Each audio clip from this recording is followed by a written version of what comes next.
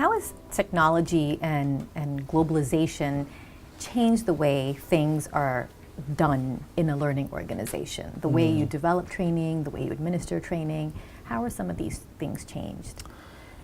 Technology really hasn't changed a lot, because what's important is some of the underlying pedagogical requirements, instructional design requirements, adult learning theory requirements stand. I mean, those are the things that are true across learning.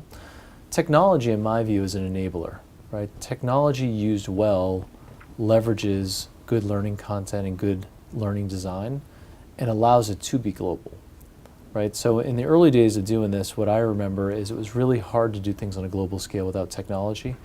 We would do conference calls, we would send people around and travel, it would cost a lot of money. Now you don't have to do that. Now you can use technology to do that, but it hasn't changed the way you design learning. And I tend to think that's one of the things that's a bit of a fallacy in the industry and a bit of a myth that I would suggest we need to go back to some of our roots along the lines of good instructional design methodology to deploy the best learning.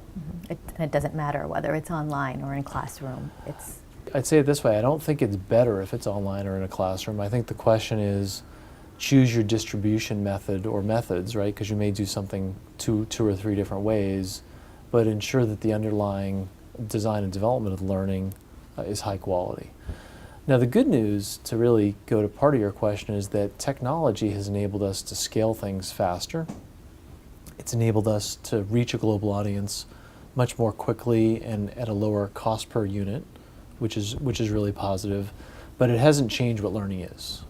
And I think that's just an important thing, especially for the folks that are entering the field, to not substitute technology for good learning design.